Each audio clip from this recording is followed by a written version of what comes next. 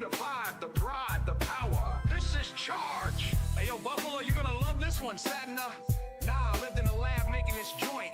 Hours turned to days until it was perfect. Bill's Mafia in the house. It's the Queen City anthem, built on grit and grind. Buffalo style, yeah, one of a kind. Snow falling heavy, but the fire burns bright under them stadium lights. The Mafia ignites, we hold it down, loyal through the pain. Every snap, every hit, it's the charge we sustain. From the fans to the field, it's more than a game. It's a family, a legacy, remember the name. Charge up the field, let the crowd take flight. Buffalo's heart, shining so bright. Feel the energy under stadium lights. Bill's Mafia strong, it's the charge tonight. Yeah, we hold it down. In the 716. Let's go. From the tailgates lit to the thunderous sound, you can feel the passion when the Bills come around. It's a blue-collar love, built tough and true. From the heart of the city to the red, white, and blue, we bring that heat, even in the cold. With every drive, another story unfolds. It's Buffalo pride, yeah, the Mafia way. Under them lights, we making plays.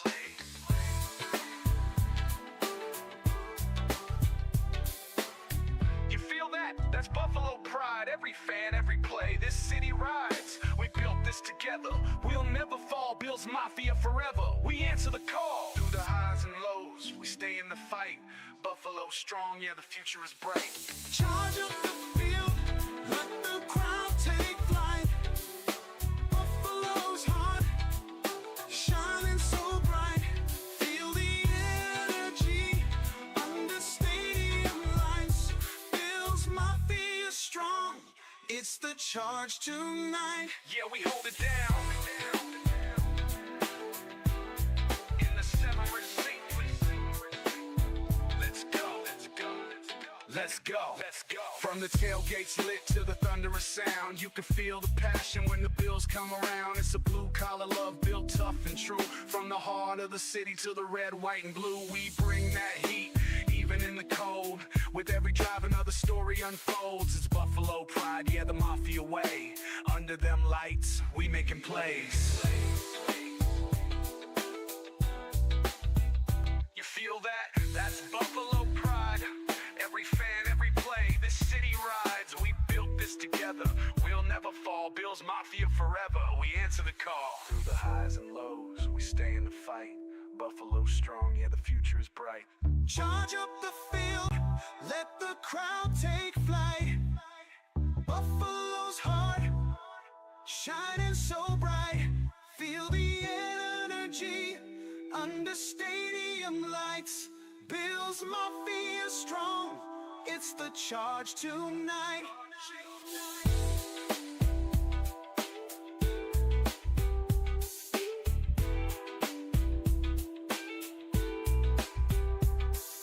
Hot on the mic, bringing it straight from Western New York to the world. This is Charge with Thomas and Sterling. Bill's Mafia, stand tall and proud. We got this.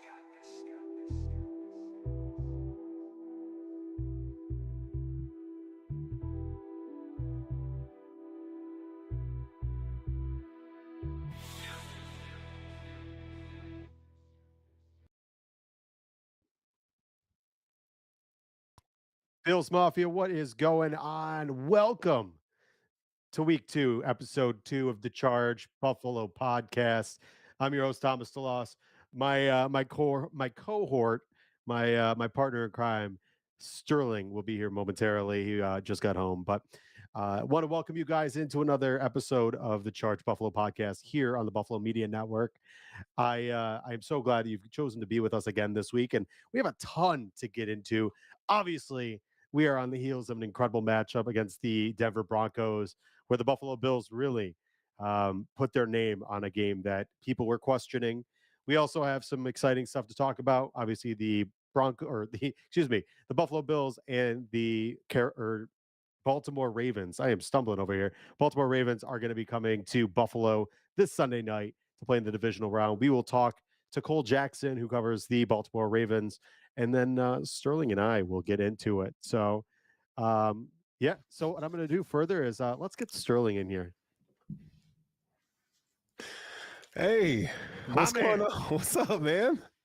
What's up, brother? I'm stumbling and bumbling getting through that intro. That is your fault. That is your job. I That am is. not prepared for this. I'm going to go back to drinking my margarita. Kick it off. Hey, what's good, Bills Mafia? You know, your boy's back in town, back in the booth here. You know, I am rocking a Let James Cook. You know, Oof. our sponsor here. I don't know if you can see the shirt, but our sponsor here, Leveled Up Labels. You know, I am rocking the tee today. So if you haven't already checked out his stuff, make sure you go ahead and do so. We'll put Mhm. some notes in the description of the show where you can find that merch. But yeah, dude, I'm loving the shirt. It's phenomenal. So I'm feeling good today, man. I'm feeling real good today. You know, being at work, you know, people want to ask you how you feel about Sunday's game against the Ravens. And you know, earlier in the week I was like, you know, I'm nervous, right? And today I feel confident. Now that might change tomorrow, but today today I feel confident, man. I feel confident. So you know, it's good. It feels good, man. Like when you wake up and you know that Josh Allen's your quarterback, like how can you be how can you be nervous? Like we're talking about the playoffs. We know he performs, and there's other reasons outside of the offense where you could be worried, but I'm excited about this show. I'm excited to talk about Jerry Coleman later in this show. Actually, ironically enough, he just DM'd me telling me that he'll probably miss my podcast because he'll never watch it. Oh, So, yes, we will perfect. absolutely talk about Jerry That Coleman and his slimy ass later tonight. you know, so you know, you talk about clutch factor. Jerry Coleman's got all the clutch, man. He's got all the riz, all the clutches, and everybody's DMs talking shit. It's wonderful. So yeah, we got a jam-packed show tonight, man. I can't wait to talk to our guest. What they're feeling in Baltimore. We got questions there. You know, TD and I we're gonna break down you know, we're gonna talk about some, you know, some the preview and what to expect and stuff. So before we jump into all that stuff, make sure you like, follow, and subscribe. Go ahead and make sure you also subscribe to the YouTube channel. Okay, make sure you do that. You see our handles down here under our names. You can find us on X. And with that being said, you know, I think we should kick this damn thing off. So, what I wanted to talk about initially, and we don't have to spend a lot of time on this, the Denver Broncos game, right? Let's touch on that real quick because I think Bills Mafia, we're so excited about this upcoming game that we kind of forgot, maybe not forgot, but we just, you know, let's talk about the Broncos a little bit and some takeaways from there. And I thought, first of all, let's get it out of the way. They scored first, and I was like, okay, like what the hell's going on here? So TD, like, Mhm. tell me, dog, what was your thoughts? How did you handle that? So I mean, my feeling obviously there's some nervousness when a team scores first on you, but I go back to a lot of the games that have happened over the past couple of years when it comes to the Buffalo Bills. You know, I'm one of those people, and actually I think it was a year ago, I Yeah, got into it with a lot of people because I had told them I don't let the Buffalo Bills dictate my emotional well-being. I don't allow them to terrorize my inner peace, my are you sanctity. sure? I don't allow it. You ask my wife, I am like a Buddhist on the couch. Um, Were you Zen master? I am very in my inner peace. Um, but Sheesh. I sit on the couch and I'm enjoying it. I kind of just sink in and watch the game. But Okay, I've been telling people, I'm like, you can't, the first couple drives, you can't let that. I mean, that's not the game, right? right, Like even in the right, Ravens game in week 4, right? Like, and we'll talk about that. That doesn't decide the game, and hmm very much as I've said, like, yeah, stuff happens in the first quarter, but a game isn't decided in the first quarter. A game is right. decided in the fourth quarter, and when that clock hits 0, 0, 0, 0. So, of course, is it like, oh, wow, there we are. Okay. Especially considering it was to a wide receiver that I absolutely wanted the Buffalo Bills to draft coming out of Oregon. Yeah, it was a little jarring, right? There you go, Yeah, Ian. A yeah, little jarring. But I'll tell you, I wasn't nervous per se. It was more so like it was just like, okay, time to strap them in. This is playoff football. yeah. And boy, did they strap in. Like these guys, from a Mhm. defensive standpoint, we could start with the defense. you saw after the game, you saw Rasul Douglas talk about how him and Rapp weren't on the same page, and they say, we figured it out, we worked it out. Um, I love the candidness from Rasul Douglas in those moments, just calling it out there. And yes, Sierra Poteet, she says it's nice to see a healthy Matt Milano. Matt Milano and Christian Bernard, they put on a clinic. They were very sound. Right. But I think it would be remiss if we didn't start up front. I think those guys really paved the way for everything in the back end, second level back end, and particularly Von Miller. Von Miller has strung together some games. What's your thoughts on Von and his impact on Sunday? I've been a huge proponent of Von Miller because, for a lot of people, and this is not to like, call people out, but until you've injured your body, and specifically if you've ever had like a severe injury like an ACL, and I've torn my ACL in both of my knees, it's hard to truly understand what a player might go through. And I'm not an NFL athlete, Yeah, though I am a right. mailman and I walk a lot. I've gone through it's a 10-month rehab. Like my rehab and their rehab, the only difference is they've got every day of the week, all day long to rehab. I don't, right? Like my time frame to be able to get something done is a lot more limited, Sure, sure. but the scaling is the same, right? Like we're doing the same stuff. So when people were going after Von Miller, having these sentiments about him not, oh, he's not the same guy. He's spent, he's totally he's goner. I was never there. I was like, dude, you can't make those.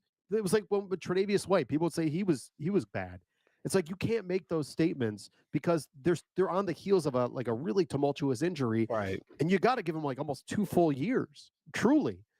And so now you're seeing a time where Von Miller actually has that under his belt. He's fully back. He's had Mm, the full off season. He has this ramp up period. And quite frankly, they've been using him right for the season, right? Like yeah. they did the same thing with Daquan Jones is they've been building it up, right? They didn't want to have it where, they put, they wanted him full bore at the early part. They wanted to try to build up and ramp up. And right now, Von Miller is, I mean, dude, he's eating. And you're seeing his strength, his spin move is wild, Yeah. bro. His bull rush. That's the one thing I've been most impressed because Von Miller has been more technique than power. It's a lot more bend than burst. But lately, I think when you get older, you and I are both same Yeah. age. We're kind of on the tail end of our 30s. You start having to reinvent yourself when it comes to being an athlete. You can't always rely on what worked. And you're seeing Vaughn is starting to adapt and overcome. And now that he's using power, that's really impressive because that means he's Right. using a different tool in the chest. So I'm very excited. And here's the thing. You can't tell me that they kind of played it soft, right? Like they knew Denver, like they're like, we got to give Denver our respect out of the game. Right. But like Right. when it got to the point where it was a little out of hand, they're like, whatever. Like you don't have to go and give it everything you got this week and next week. If you get past the Ravens next week, that's another test. Those are where you really have to be cognizant. And then there's one thing I want to say, and I'll let it get back to you. They interviewed Von Miller about this, and I can't remember what show it was on. It might have been Shannon Sharp's show, but they were talking to Von Miller, and one thing he said, they asked him about his pass rush against Lamar Jackson, and they said, "How do you do it?" And and Von Miller said, "You can't all use like what they did against what the Baltimore or the Broncos used against the Bills with the cage effect. You can't use that all the time against Lamar because he's going to break contain. But then you also can't push too deep because if you push too deep against Lamar Jackson, he's just going to step up and scramble through, and he's going to run between the tackles, right? He's going to either hit the B or the C gap, and say la vie, he's gone. So I think you're seeing Von Miller use his smarts at this age to really Yeah. become an attribute. Yeah. And when you put all that together, I mean, I think one of the most surprising things coming to this game was we were kind of worried about the defense. And I think we Mm. still remain a little cautious about the defense. Not that they're a terrible defense, but I think when it comes to the playoffs and in these moments, you saw the resolve of this football team, seeing the Broncos go 5 plays, 65 yards and a touchdown. And you're like, okay, like what's going on here? And so it was nice to see them bounce back. I love what I saw from Christian Benford again. Christian Benford was great. Cortland Sutton is when he's your responsibility. And they play. They move him Christian Cortland Sutton on both sides of, he wasn't just on the left side, he was on the right side. They moved him, moving him around. But man, Christian Benford's been solid all season. He was, the way he has the ability to stay in phase and make plays on the football, or just take throws away. I mean, it's just incredible. So the Bills walk out of there 31-7. And I think immediately after that game, we're all looking forward to next week, and I'm not, we're not going to take anything away from the offense. I mean, because we've heard this ad nauseum, like the Bills ran the ball excellent. Josh Allen did his thing, but let's cut the crap here. Okay. It's all about Baltimore now. And we have a very, very special guest coming on here. Mr. Cole Jackson. How you doing, big dog? I see you with your Ravens. I like the little setup back there, man. How you doing? I'm doing well. Thanks for having me on, boys. How are you guys doing? Well, there's a little mixed emotions here. We're excited about the game, but we know what's at stake here, and it's I can't tell you how excited we are just to get to Sunday. Can we just get to Sunday? We can all take naps and wake up on Sunday right before the kickoff. The work week's dragging. The work week is dragging. I'm leaving Ottawa. I'm up in Ottawa, Ontario. I'm leaving here at 6 a.m. to get down there to tailgate before the game. So I'm fired up. I'll get to spend my whole day in the car at least. So should kill some time. All right. So before we jump into some specific questions and stuff, can you tell us and the listeners what your work is that involves the Baltimore Ravens and the NFL? Absolutely. So I run Road Graders with Cole Jackson YouTube channel, mostly focused on trench play, hence the name Road Graders. So I've been a Ravens fan my whole life, so I just naturally do film review. Essentially, I do 4 or 5 videos every week, just getting ready for recap the game that just passed, get ready for the next game. And I've also done a stint as a writer for the Baltimore Ravens on their website, doing some draft content. So was really lucky to get to do that opportunity, especially being someone so far out of Baltimore. It was really unique for me to get to do that. So that's mostly, and then I'm just over there usually being a character on Twitter. That's kind of my go-to. It's you're either getting me shit talking or you're getting me breaking down film. There's really no in between. I love that. I love that, man. Well, hey, thank you for giving us your time tonight, man. We really appreciate it. So, all right, let's get into some. I got a couple questions for you. We got a couple questions for you. One, I think one of the things that kind of goes overlooked in the season when you get to high pressure moments like this, big games like this, I think one of the things that's lost in the shuffle is the story of the Ravens. And we know going into the season, I mean, there were, you guys had new starters on the offensive line. You guys had defensive, adjustments and losing certain players and aspects of it. What's been the story that's led the Ravens to this point in the season? I think this is a great question because if you go back to any of the videos I did in the preseason, to me, it was never going to be a rebuild for obvious reasons, Sure. but this was a retool year because it was, we lost Mike McDonald. It was a huge loss. We lost a bunch of defensive starters. Mm-hmm. I think we had the most starter snaps lost in terms of free agency in free agency last year. So I thought they'd be a wild card team. I thought they'd, compete for the division. They just, with Lamar Jackson under center, they're going to every year. That's just how it works with a franchise quarterback. But I didn't really consider them to be contenders. I knew they were going to have to rebuild this defense. And we went through 10 weeks of hell to get to some better results. And that really speaks to that type of a retool that I was expecting. And the O-line was a mess. They were rotating their right tackle, drive to drive. They've had 2 or 3 different left guards at this point. And really one of the big reasons we have gotten to the point we've gotten to was really Ronnie Stanley getting back to a really solid form. He went through, he had that fractured ankle when TJ Watt collapsed on him back in 2020, right after, it was like 2 weeks after we signed him to a franchise contract. And it took him like 3 years. He had nerve damage in his ankle, and it took a lot of time. And that was, I think, a huge thing, because if Ronnie Stanley ends up getting hurt, we really had no backup left tackle on the roster. I don't know where this offense would have been at that point. And the defense wasn't carrying us anywhere in the first 10 weeks. It was, Lamar had to go shot for shot with multiple teams. So it was It was really that O-line, doing their part. They've been inconsistent, but that was to me the biggest surprise. And I think the biggest story, it's something that hasn't gotten talked about a lot. Obviously, the focus is on Lamar Jackson and his Right. production, but this O-line gelled a lot quicker than I think people expected. Yeah, that's huge because I mean, you look at Ronnie Stanley. I mean, I think his best season was probably 2019, and you go, okay, the Ravens got themselves a guy that looks like a top 5 tackle in the league, and then the injuries happen, and some shuffling and stuff like that. So it's really good. Watching some Ravens film this week, he's looking like he once did, and that's got to be so positive for you guys moving, going into this game. Yeah, absolutely. Yeah, and I mean, Vaughn looks like Vaughn of old. He's got that explosiveness back. We know what Greg Rizzo can do. So, the other thing is, like, if you go back and you watch that Steelers game, it was such a unique offense because they had to learn to live without Zay Flowers, right? And that to me is the biggest storyline going in. I don't think it's getting talked about enough. Like, it's not just the type of player Zay Flowers is and his production. It's the elements he brings to this offense. He's able to attack you in all 4 levels of the field. He's one of the best separators in the NFL. So, your ability to rush 5, rush 6, and play man behind that is, for the Bills right now, is a little bit stronger because they don't have Zay back there to be that kind of man beater. And really what worked against the Steelers, because the Steelers they played cover 1 most of the game.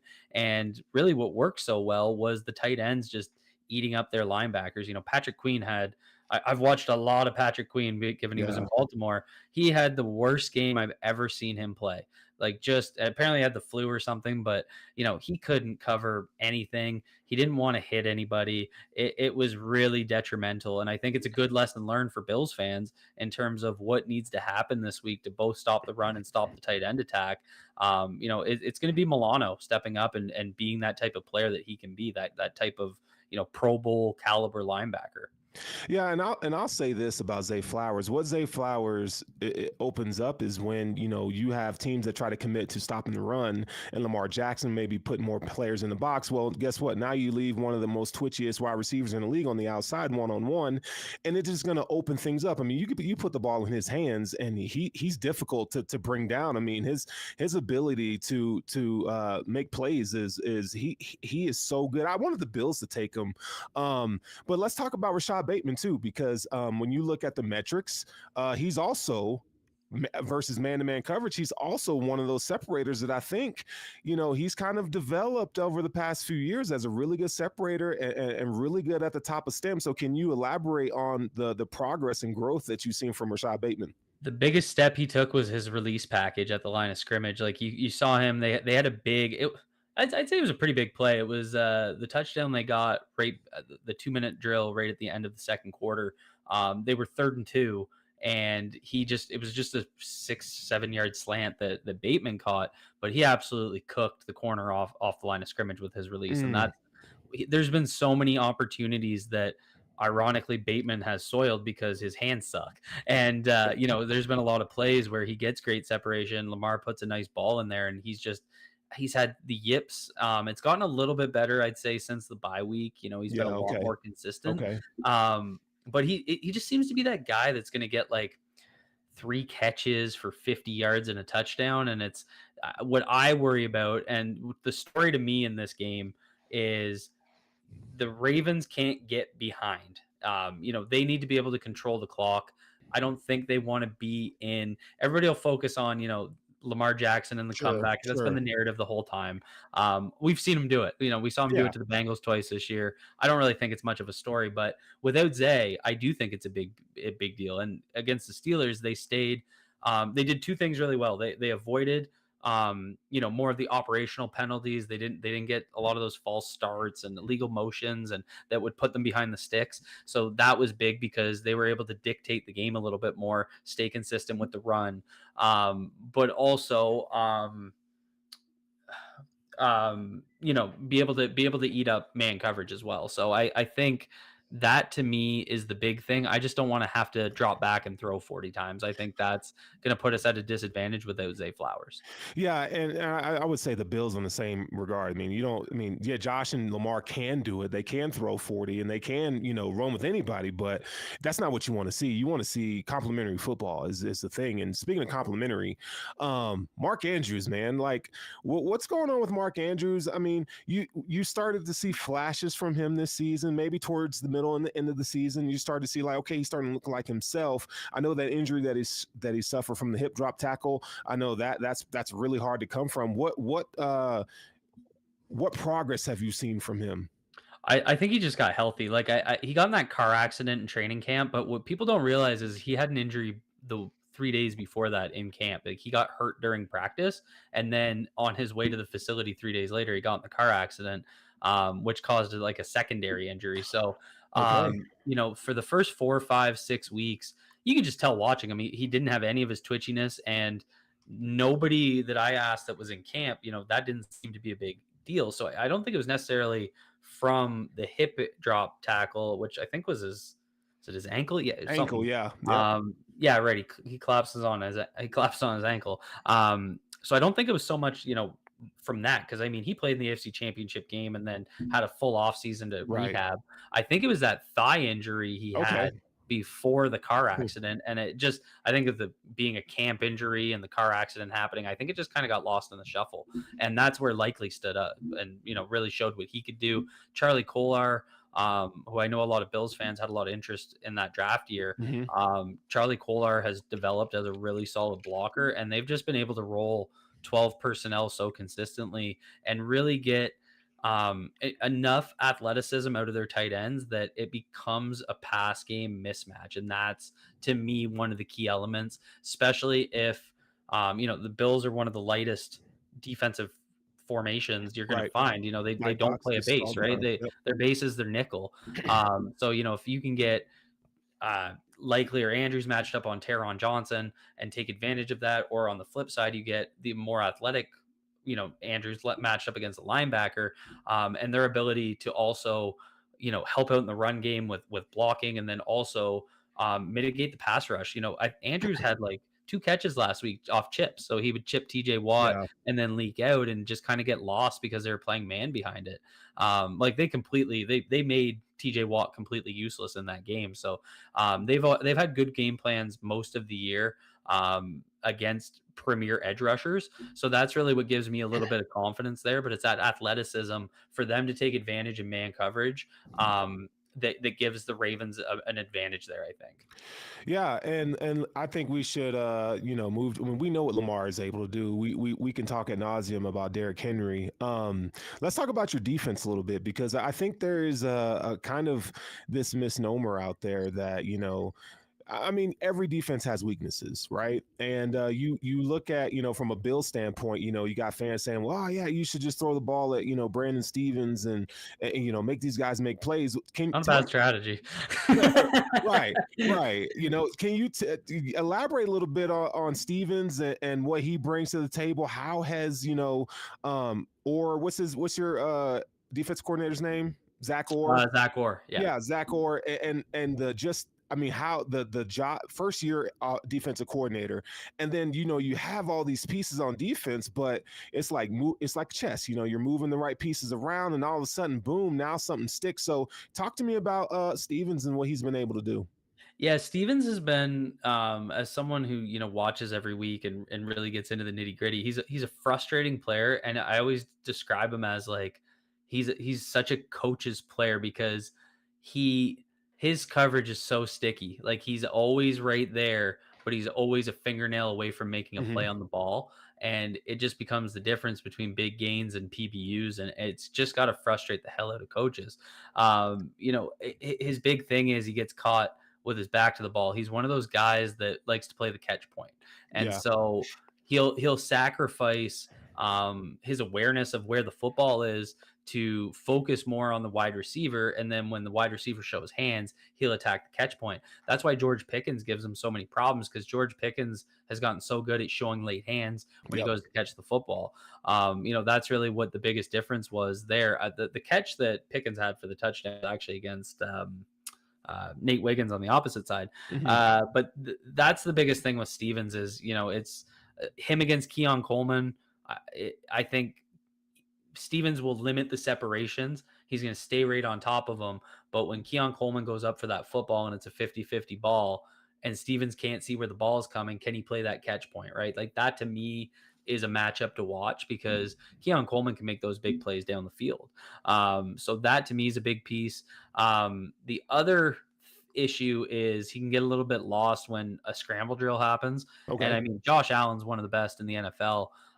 Every time you see him roll out right as a defense, you cringe, right? Because Yeah. that seems to be his thing. He rolls out right and then throws a gargoyle ball that just goes somehow right into the hands of like it's nuts. I put out a video on Twitter today of just 2 minutes of Josh Allen rolling out to his right and hitting insane throws. And we saw it last week, that Yeah. touchdown throw to Tyler Johnson. Like, how the hell did he squeeze that ball in there? Like, and it's always thrown off his like back foot. It looks like a Steph Curry fadeaway. It's just insane.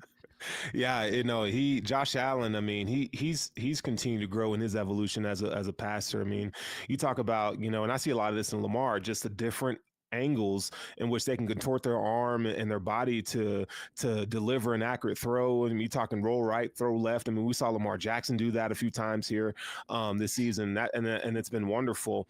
When you guys play in your nickel sets, I know, you're going to see the Bills play a lot of, bunch formations. And I don't think this is going to be a game where the Bills are going to be able to, okay, we're going to line up. We're just going to run the football. I think, you guys up front are pretty formidable, right? I mean, you talk about Kyle Van Noy and Odafe when you guys are in nickel. Talk to me about, Nate Wiggins. I mean, Nate Wiggins was one of the guys that I, did a lot of work on, for the draft. And he's always been one of those guys that like, you want to see more plays on the football, but he's always going to be in phase. He's going to be in the right place. Talk to us about what you've seen from him real quick.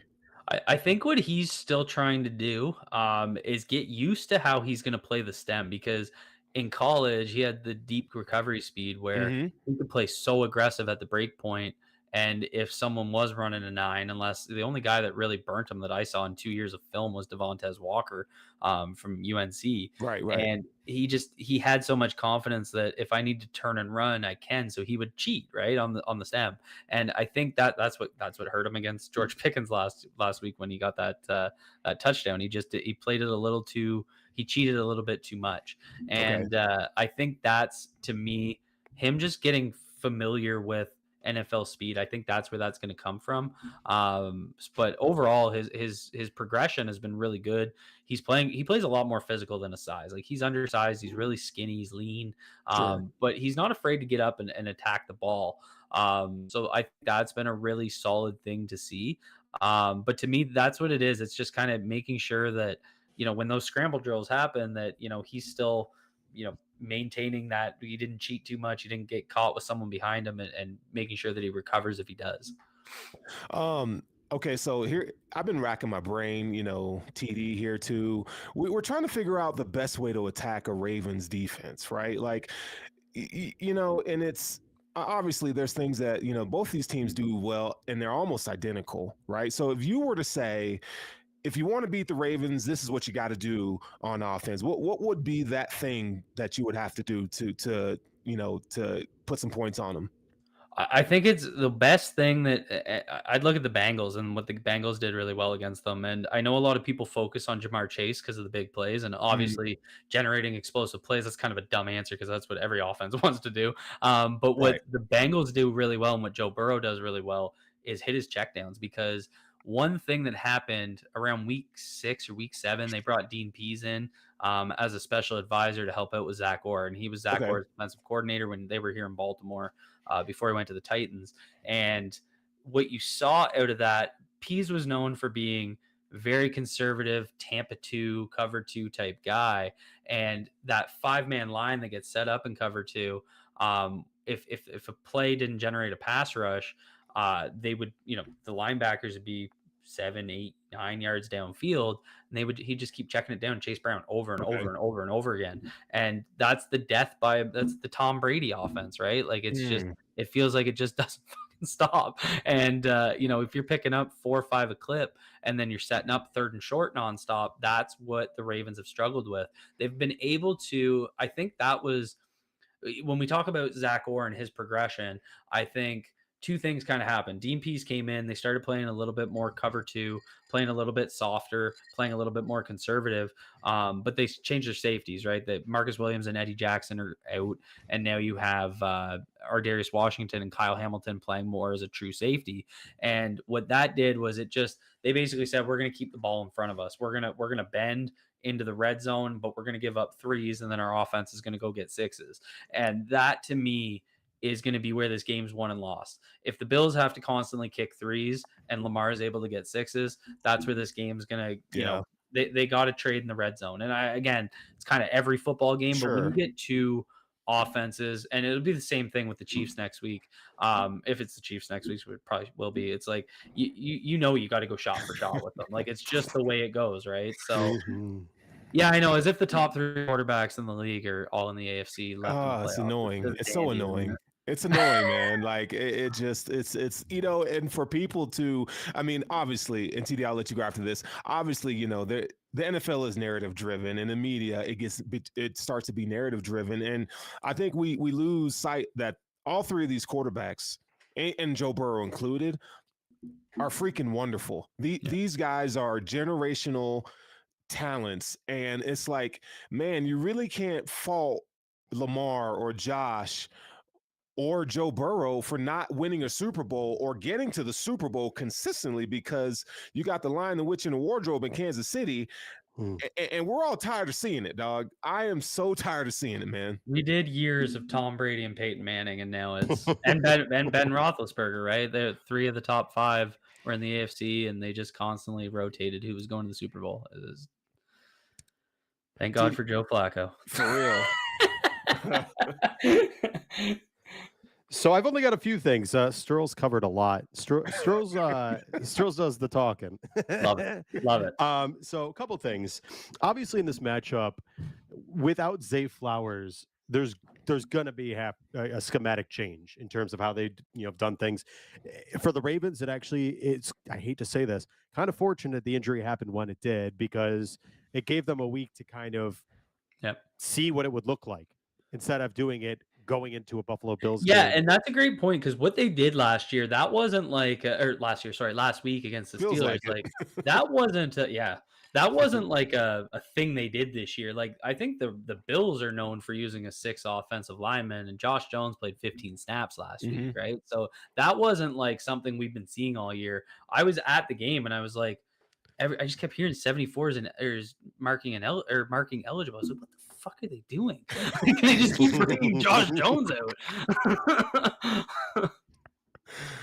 So my thought is, with you guys not having Zay Flowers, do you assume going into this matchup that you're going to see the Ravens run 12 and 13 personnel to truly just kind of, I don't know, fight against what the Bills are going to do? Because obviously with your run defense, you've done well all season long. Granted, the Bills just this past week played against the Broncos defense, who had the 3rd best rush defense.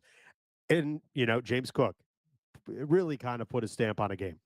So do you expect the Ravens to kind of maybe go bigger, knowing that the Bills secondary, with Christian Benford, Rasul Douglas, they can do pretty well man on man against Rashad Bateman, against Nelson Aguilar, whether it's Tylan Wallace, whoever you guys trot out there?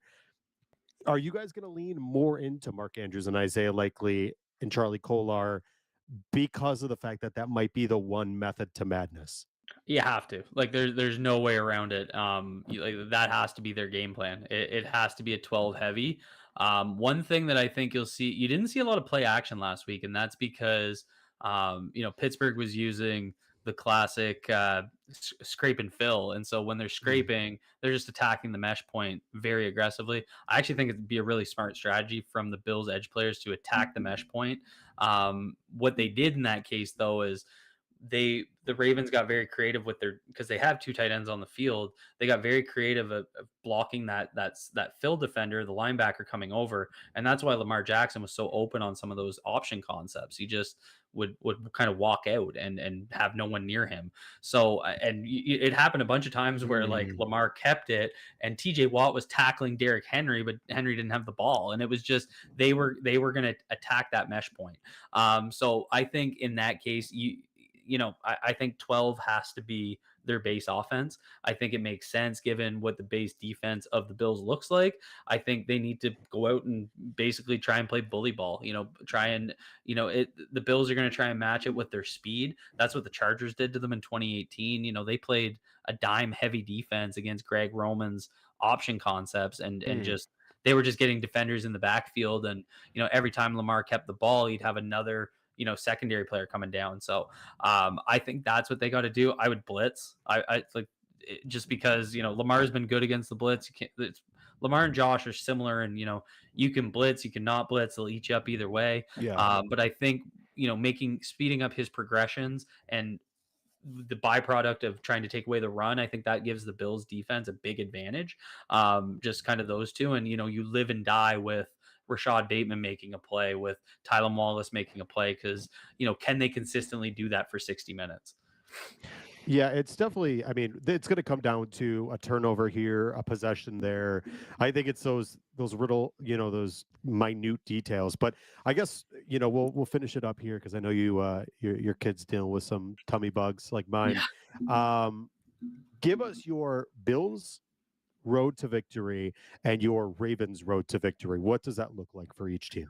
For the Bills, I think it's a quick start. I think if they get them 10-3, 14-3, that type of thing, I really worry about the Ravens' ability to drop back, play 11 personnel. The Ravens in the playoffs have been known under John Harbaugh to abandon the run. I think to get the Ravens out of that run heavy look with where they can use play action off that and then set up those crossing routes against, with their tight ends. I think that to me is the biggest thing. And the Ravens method is control the time of possession. And the best way to defend Josh Allen is keep him off the field. It's the way that we've always talked about approaching Patrick Mahomes. Like Josh Allen's at that level now where, I don't want to, I just don't want to see him. If they can force him, if they force 2, 3 and outs, I think they can win this game. Sure. Like that's how crazy it is at this point. Wow. Yeah, it's definitely going to be very minimal. I mean, we saw both games, both yours and the Steelers and ours and the Broncos, very minimal possessions. And I mean, that is really the kind of the modus operandi of trying to beat these high level teams, is you have to take the ball out of their hands as much as possible.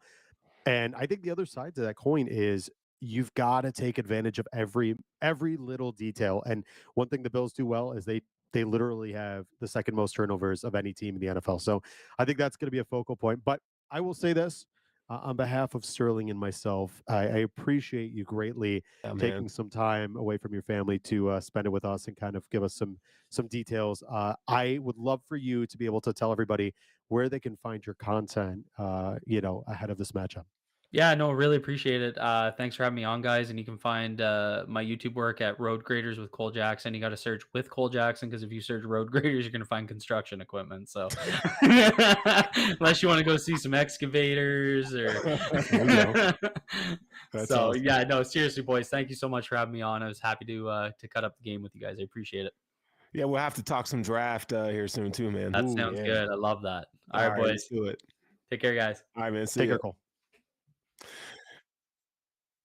Cole Jackson with Road Graders, man. Dude, he's solid, man. And it's always good to get a different perspective of someone who's following the team and's watching every single snap and understands ball and can kind of give you, some of the other things that you probably won't hear in your normal breakdown of what the Ravens are able to do. So that was pretty dope, man. Yeah, he definitely has a vast data bank of knowledge, which you could definitely tell the people that know football and the people that know football and really have a good grasp of the X's and O's and what it really takes to just win on a consistent basis. And I think that's nice, hearing, all week long, I think, and I mean, God, I'm so tired. And ironically enough, I've made amends with some I've ironically made amends with some people that have been chirping me, but man, not having people telling me to cope or cry harder or no ball is nice. I'm talking to somebody that actually understands and has a grasp on reality. Yeah, reality. And that's such a wonderful word. There are some in Ravens flock that don't understand what reality is, and that person is Jerry Coleman. Mm, I think we should talk about him. let's do it. This is a guy reporter who, for some reason, hates Buffalo. Don't know why. Why he hates Buffalo so much. You know this. We've seen Bill's Mafia donate to his charity. As a good gesture, even though he hates Buffalo, that's what we do as Bills fans. We overextend with love and care, and this guy continues to just badger Bills Mafia. And the thing that broke it open this week, I think we all forgot about Jerry Coleman, right? But the thing that kind of broke it open this week in the early presser, I think it was on Monday. He's talking to John Harbaugh, and he brings that mess up again, where he talks about Buffalo being the city of losers, and it's like, I know this doesn't represent all of Ravens flock, but if you guys are out there watching the show, can you please tag TD and I with your DMs from freaking Jerry Coleman, and TD, I know you got one from him recently, as of today, probably an hour ago, maybe. Barely. It was literally just as the show was starting. Ironically enough, received a DM from Jerry Coleman, and it said, "Sorry, I'm going to miss your podcast, but I'm sure I'll hear all about it, unless I won't ever." Laughing emoji. So, yeah, this Wow. guy, I'm watching my vernacular because I'm trying not to get myself too beat up on here. Is not a very nice person. The things that he's called women a pig. I Right. do have some stuff from other people, basically like he called one dude, he's built like what do you say, like a lawnmower? Just some real nonsense stuff. Like Oh, I feel wow. terrible, but I'm like, this guy has zero couth and is the type of person that just you could tell he was picked on a lot as a kid because he's covering up his own insecurities by tearing down other people's walls. And you know what? The way I see it, and if you look at my Twitter says "be kind." And the reason I say that, and like I've even had Ravens fans, I had a couple Ravens fans DM me some really mean shit. And at the end of the conversation, I had one of them even be like, "I hope your family has a great night." I'm literally, I kill these people with the most unadulterated kindness that they don't know what to do, and they end up being nice to me because I'm not, it's not worth my time being like Jerry Coleman. It's not worth my time treating other people like shit because you know what? I can get to the same point in life that he can without being an absolute asshole to other people for no random reason. Yeah, you wonder, like, what gets in your crawl, like, why you gotta be shady, bro, like shisty. You ain't gotta do all that, man. Like, it's ridiculous. Look, I'm all about having a good time. I'm all about talking ball. Fans, you want to go back and forth, chop it up, talk about what your guy can do, what our guy can do. That's all fun Mhm. and games. But I do think it gets a little personal when, one, you call Buffalo a city of losers. I mean, Mm. you want to galvanize one of the best fan bases in the world. Well, you do that, and guess what? Now on third down, not that we had an issue with Bills Mafia being extremely loud. So if you guys are at the game, make sure you are freaking just loud as hell.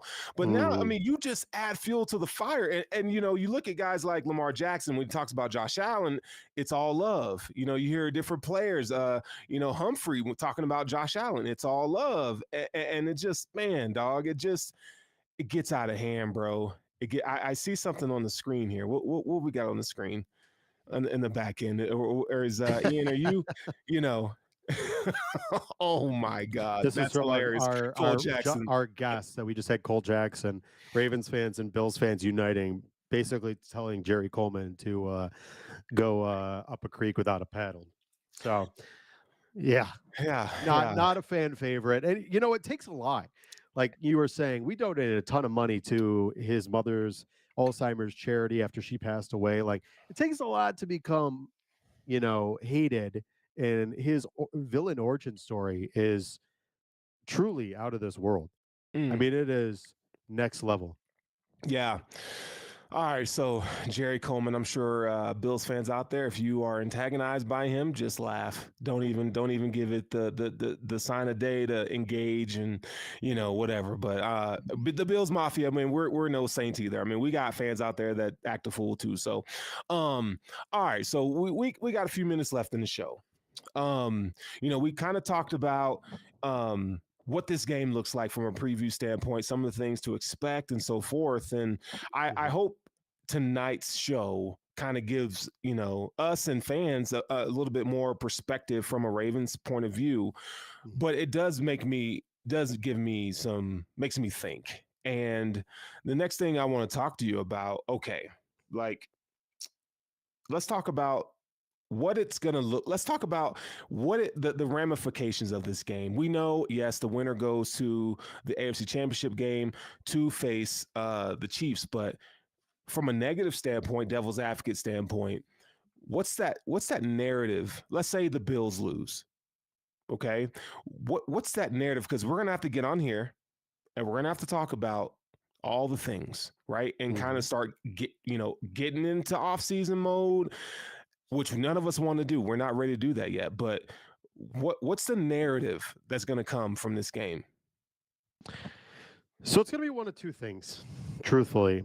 Um, Obviously, there are a lot of people, a lot of detractors that are ready to ship Sean McDermott out of Buffalo. A lot of them, very lot of them, in fact. And there is going to be it's going to be how does this Bills game shake out, right? Mm-hmm. Mm-hmm. If it's one of the situations where the Bills and the Ravens, and it's a really close game, but the Ravens just pull it out at the end, I think there's ways to look at it and say the Bills exceeded expectations based on the the belief going into the season, whether it was nationally or whatever, like what they had, the churn in the roster, the dead cap money from Stephon Diggs. Like there's there's there's ways to navigate the waters where you can sit there and be okay with it. Not, I Yeah. mean, be okay with it in a sense because it's never gonna. You're not gonna be happy again losing in the divisional round, again falling short, another year of Josh Allen's career down the drain. It's not. You're not gonna be happy about it. But there's a way to look at it in a certain lining. The flip side to that coin is if we lose badly and it's a Ravens curb stomping victory. Mm. And I think there's two sides to that coin, even further of one where Josh Allen has a really bad game, which we've seen him do, not so much in the playoffs, but he has bad games, or where we have one of those games where McDermott just makes really bad cataclysmic mistakes, whether it's timing based, decision making, defensive, play calling, whatever it might be. Right. Right. And those are going to be that's the conversation I'm nervous I'm hoping that doesn't happen because that's an off season. I don't know how you navigate without like I don't know how you navigate that and not have something change. And the reason I say that, Hmm. even with, and I've said this before, I think it would take something like really bad with McDermott, not like that comment he made in the Tyler Dunn piece, but like I don't want to say domestic dispute, something bad, a bad black eye for McDermott, something like not football related to get Sure. him out Sure. of Sure. Buffalo. With everything going on with the new stadium, how bad the Buffalo Sabres are, which is one of Terry Pagula's two franchises, like Sean McDermott, Brandon Beane, Josh Allen have been the stabilizing force to Yeah. Buffalo sports. So I just can't see a world where Pagula is willing to upend the one money making machine he has out of the two. And the one Right. thing that has been tried and true. So it would have to be something really bad. And I just in the scenario, it would be a very ugly offseason because there's already so many question marks about this team right now, right? And I tweeted something out saying this game would really change a lot of narratives for the Buffalo Bills because you'd get back to the AFC Championship, Right. which has been a huge thing. Right. You'd beat Lamar Jackson and the Ravens, which has been a huge thing. You did this with the roster and the dead money, and McDermott got through a big time game, which Yep. has been a question Yep. mark. Those are all things that need to have happen. On the contrary, you don't do those things. They didn't make the AFC Championship. McDermott failed again. Another year of Josh Allen's career is wasted. All these narrative-driven question marks that now you have a lot of downtime. And the thing Yeah. about football is, even though the offseason's busy, the offseason is where some of the worst conversations are had because there's no football. Yeah. Football doesn't distract you. And there's Yeah. months of time where there's nothing going on at all. Yeah, and even before we get to that point, I'll even speak for the support of Sean McDermott. I don't think it's like being in a relationship where you put two people together. There's going to be friction, and we've seen you want to hang your hat on growth, and I think for me, because I was one of those guys last year that I just wasn't a big fan of doing the same thing over again from a coaching standpoint, getting the same results. It's insanity. But Right. what I've seen from McDermott this year, I see a different guy. I see a more loose guy and guy that's not, more of a dictator. He's letting his people do what they're paid to do. And that to me gave me hope to go, you see a different Josh Allen. You talk about Deion Dawkins. He said, this is he said it. He said, this is the best I've seen from Sean McDermott. This is the best version I've seen of Josh Allen. So you see the growth and the progress. And then you also have to look at, okay, like we talked about earlier in the show where, losing to Lamar Jackson, losing to Patrick Mahomes. I know Bills fans, we want that, so bad. And you got to get over that hump eventually. But man, I'm not sure I want to change so much yet. And then, what casualty or do you have? From a roster standpoint, they did that last year. So Right. I just want to prepare people. And I'm not coming in here thinking the Bills are going to lose, but I think it's something to prepare your heart for going into the offseason, whether if we lose this Sunday or next Sunday. Like you Right. have to start thinking that way to save your peace and sanity, because I know my heart can't do another 13 seconds. Like losses like that, that's buffoonery. Come on now. Yeah, it's definitely you mentally always have, especially in the postseason, one and done. You just got to prep yourself for the fact that football's an any given Sunday type of event. Right. As much as Ravens fans want to sit there, and I think they need to really brace themselves. A lot of Ravens fans want to sit there and believe there's no way they can lose. There is an absolute path for the Buffalo Bills to win this game. The Buffalo Bills are a 14-3 team who beat the Detroit Lions. They beat the Chiefs. They played some good teams. Yes, they played some duds, but every team in the NFL, any given Sunday, could beat anybody else. That's why the Browns and the Raiders beat the Ravens, right? Yep. So it's one of these things where you mentally have to prepare, but at that same time, first off, I agree. I'm a huge McDermott supporter. I think I've said before, I guarantee you Philadelphia right now would love to have Andy Reid back. It would love to have sat there and said, shit, we should have just let him make those mistakes, Right. get through Stuck it out. those, get through that stuff and figure it out. But they didn't. And as soon as if you were to get rid of McDermott, I promise you, anybody listening, anybody that watches this afterwards, which first and foremost, thank you so much for watching the Charge podcast on the Buffalo Media Network with Sterling and myself. Make sure to hit the thumbs up, rate, review, and subscribe to the channel. We do appreciate it. If you get rid of McDermott, he will be the number, like whoever's right now, Ben Johnson, whatever. If let's say the Bills fired McDermott, they lost on Sunday, no hirings had happened outside of Vrabel, McDermott would immediately become the number one head coach available. He would become the hottest head coaching candidate ahead of anybody. Right. And some teams would even think about, if they had a coach that they were on the fence about, firing their coach to get a crack at McDermott. That's how good that guy is.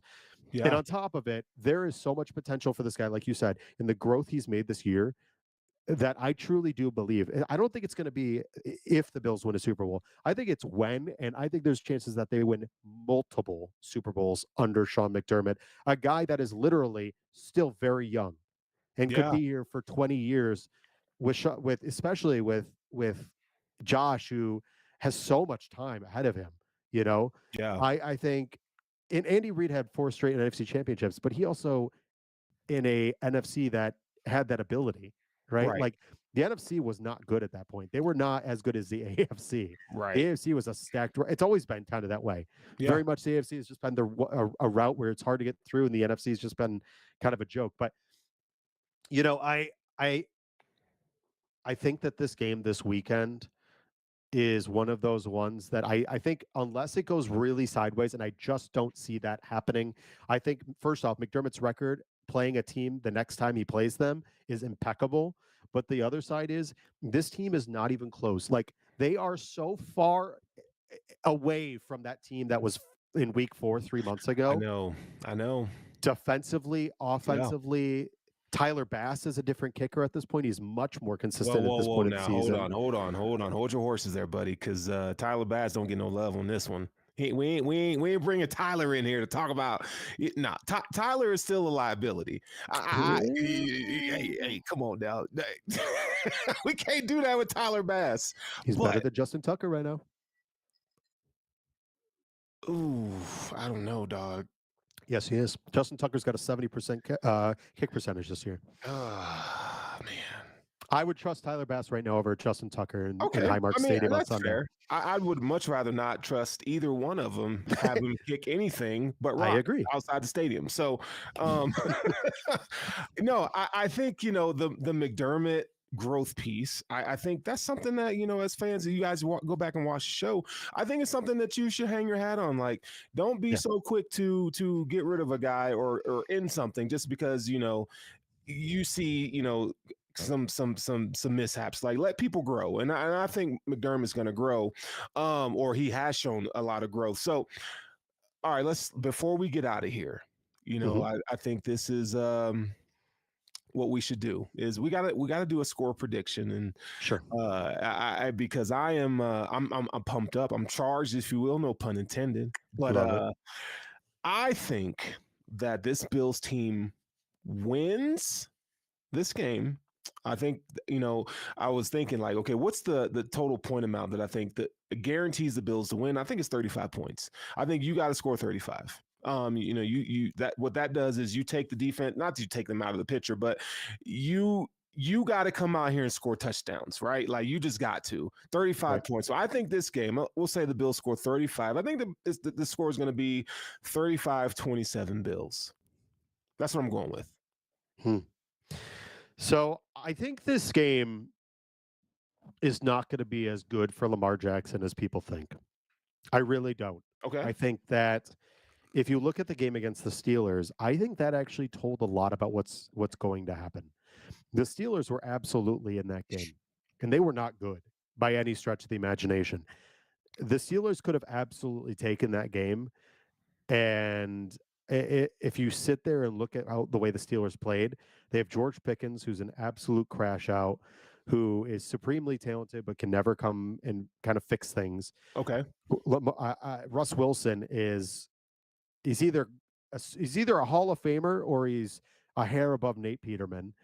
And I think that if you put the Bills against the Ravens in that game, the Bills would have won. So at home in Highmark Stadium, and it is going to be cold as all hell. It is going to be loud like the bank, but the Bills Stadium, I think, is going to be, if not as loud or louder. Oh yeah.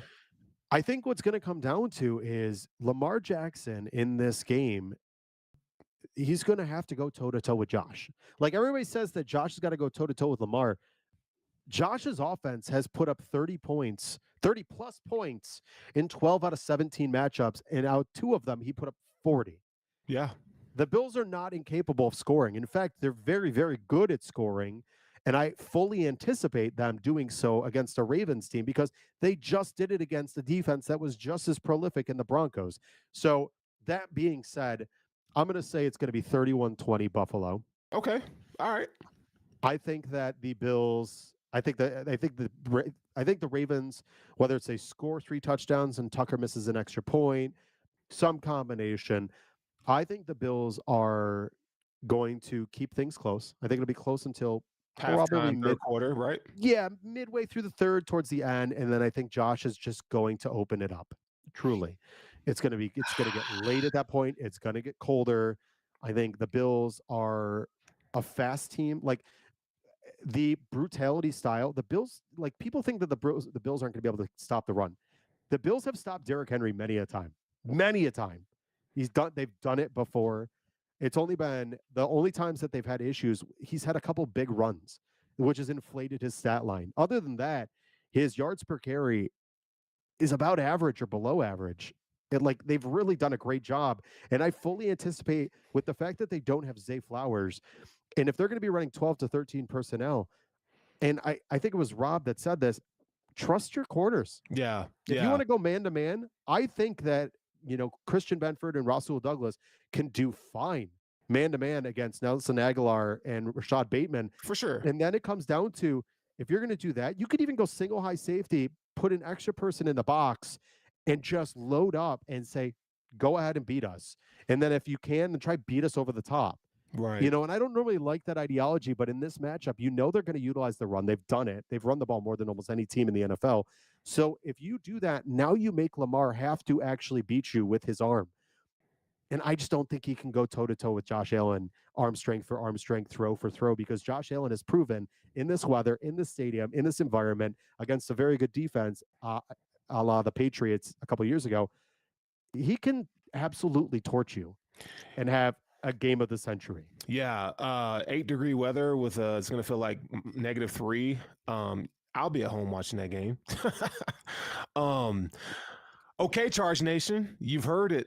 All right, we've gone through it, and we won't really talk to you guys on a podcast form unless some breaking news happens, or on Sunday when it's kickoff. So before we get out of here, I want to shout out Leveled Up Labels, our sponsor, and we want to shout out Big Dog Ian in the back, producer Ian, man, who helps us make all this possible. And I'm gonna implore you, I'm gonna charge you. Okay, please follow, and subscribe to the Charge Podcast, man. We're doing the damn thing, and we enjoy the support. I mean, our numbers just for this is our second week doing this, and they're pretty good. So please continue to show us all the support and love. We're gonna have merch and giveaway and giveaways and all that stuff. And we got other shows. You're going to see me and Rob here you saw us here on Tuesday night. You're going to see us do our NFL pregame show here. So, there's going to be so many things that we're going to be doing, and we couldn't do it without the support of you. So we really appreciate, give us feedback. If there's something you want us to touch on, we got an off-season schedule coming up. So if there's something that you want us to talk about, or there's a guest that you want us to seek out, please let us know. And with all due respect, we're going to say good night, Ravens flock. We're going to see you guys on Sunday, and we're going to kick your ass. So with that being said, we out of here. Charge Podcast Nation. Let's go, baby. Go Bills. Hot on the mic, bringing it straight from Western New York to the world. This is Charge with Thomas and Sterling. Bills Mafia, stand tall and proud. We got this.